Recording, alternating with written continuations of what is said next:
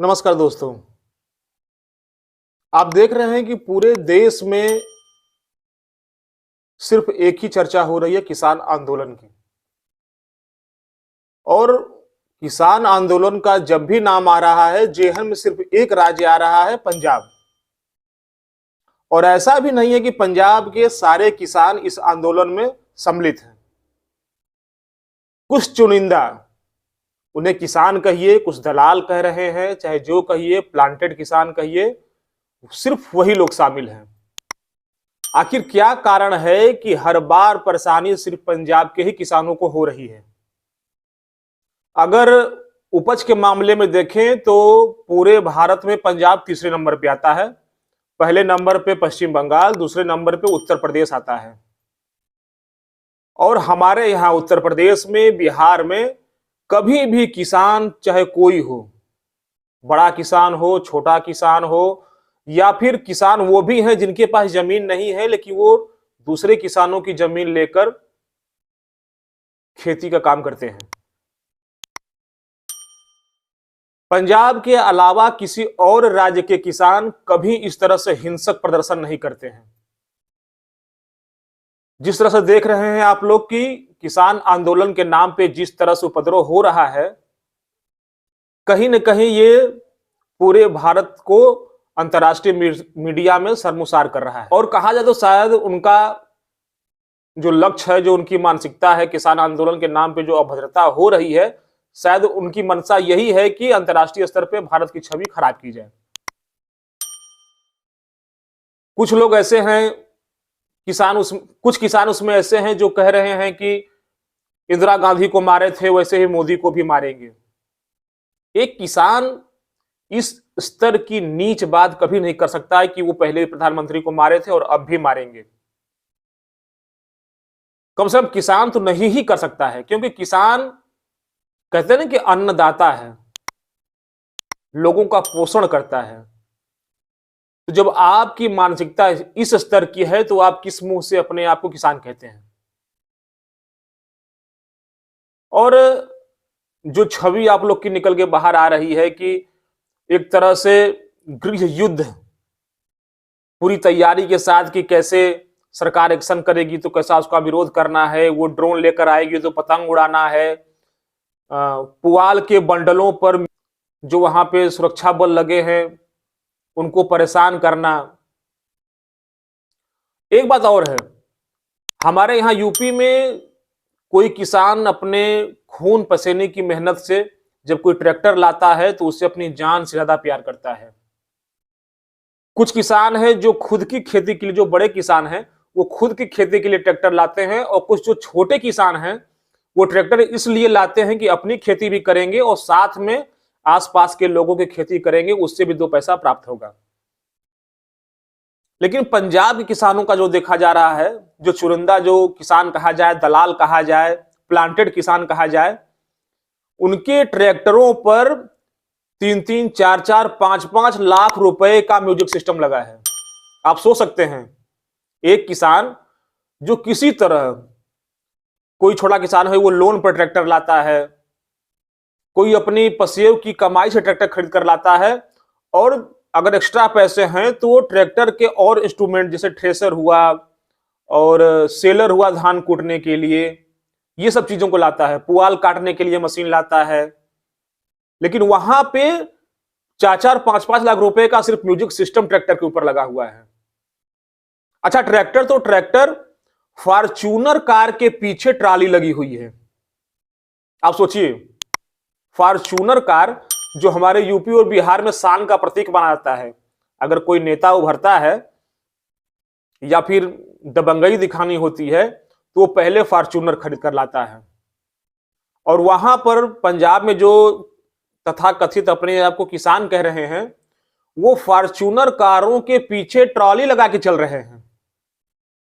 पता नहीं वो कौन सी खेती करते हैं, क्या उपजाते हैं, ये स्थिति है। पूरे बॉर्डर पे, पंजाब और हरियाणा बॉर्डर पे गृह युद्ध की स्थिति उत्पन्न कर दी जा रही है।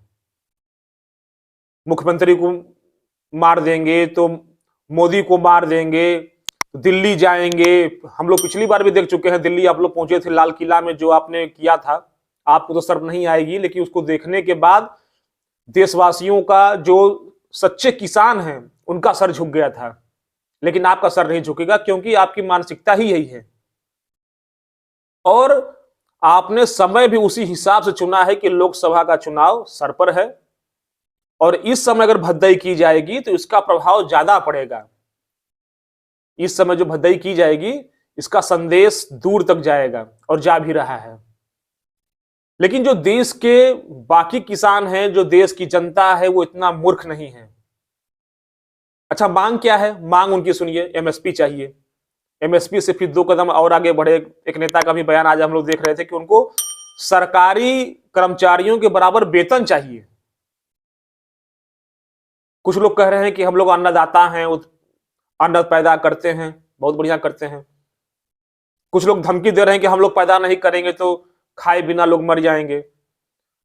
यह बात भी सही है, लेकिन अन्न पैदा करना आप सिर्फ समाज के भलाई के लिए नहीं करते हैं, वो आपका व्यवसाय भी है। आपके परिवार का, आपका भी भरण पोषण उसी पैदावार से होता है, जिसे न पैदा करने की आप धमकी दे रहे हैं। आप धमकी दे रहे हैं कि अन्न नहीं पैदा करेंगे, अन्न नहीं देंगे खाने के लिए, खाए बिना जनता मर जाएगी। कल को फैक्ट्री वाला बोले कि हम जो कपड़ा बना रहे हैं अपनी फैक्ट्री में, पहनने नहीं देंगे, चलो कपड़ा निकालो, तो तुम्हारे घर की जो बहन बेटियां हैं, उनको सारों को कपड़ा निकालना पड़ेगा। ड्राइवर है, वो कहे कि हम गाड़ी नहीं चलाएंगे। तो ये जो खेती है आपके लिए, वो व्यवसाय है, और व्यवसाय में लाभ कमाने के लिए मेहनत करना पड़ता है। आपको एमएसपी चाहिए, सरकारी कर्मचारियों के बराबर वेतन चाहिए, पेंशन चाहिए। कल को कोई ड्राइवर जो ऑटो चलाता है, वो बोल दे कि हमें भी सवारी मिले या ना मिले, हमें फुल जितनी गाड़ी में जितनी सवारियां आती हैं सबका किराया चाहिए, और वो खाली गाड़ी लेकर यहां से वहां अपने गंतव्य से वापस दौड़े, और सरकारी रिकॉर्ड उसका चढ़ता जाए कि इसको सवारी का पैसा देना है। किसान जो अपने खेत में खेती नहीं करेगा, उसी भी चाहिए कि जो बगल में बहुत गेहूं बोया है, चना बोया है, उसके बराबर हमें भी चाहिए, क्योंकि हम तो गरीब हैं, किसान, हम अपने खेत में नहीं बो पाए। आखिर क्यों? अगर आप खेती कर रहे हैं और खेती व्यवसाय के लिए कर रहे हैं, और उसके लिए सरकार से आपको गारंटी चाहिए। सरकार जितना क्षमता होती है, चाहे किसी की भी सरकार हो, वो मदद करती है। लेकिन जबरिया जो आप लोग कर रहे हैं, वो जबरिया आपको एमएसपी के नाम पर, ये सिर्फ और सिर्फ एक हिंसा दिखाई जा रही है। आपके एक किसान नेता आते हैं और लोगों के भीड़ में समझाते हैं कि राम मंदिर बन जाने की वजह से मोदी का ग्राफ बहुत ऊपर चला गया है, और लोकसभा चुनाव चूंकि सर पर है, इसलिए आंदोलन करके मोदी के ग्राफ को नीचे लाना है। तो आपकी मानसिकता तो जग जाहिर है कि आप किसानों की भलाई के लिए लड़ रहे हैं या अपनी भलाई के लिए लड़ रहे हैं। इसीलिए अगर कुछ लोग आपको दलाल कह रहे हैं, तो आपको बुरा नहीं लगना चाहिए, क्योंकि आपका काम दलाली का ही हो रहा है। और इतनी बड़ी संख्या में आंदोलनकारी किसान अगर हरियाणा बॉर्डर पे इकट्ठा हो रहे हैं, तो कहीं न कहीं पंजाब सरकार के भी इसमें संलिप्तता समझ में आ रही है। बिना सरकार के बढ़ावा के यहां तक, इस हद तक उपद्रव करने की शायद किसी की औकात नहीं होगी। खासकर हम लोग यूपी के लोग तो ये समझ ही सकते हैं कि अगर प्रशासन चुस्त और दुरुस्त हो, तो चाहे कोई हो, अपराधी हो, नेता हो, व्यवसायी हो, या किसान ही क्यों ना हो, मजदूर क्यों ना हो,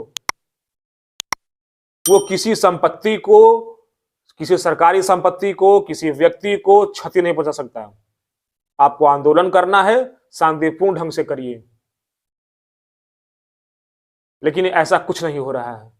आपकी मानसिकता जग जाहिर है।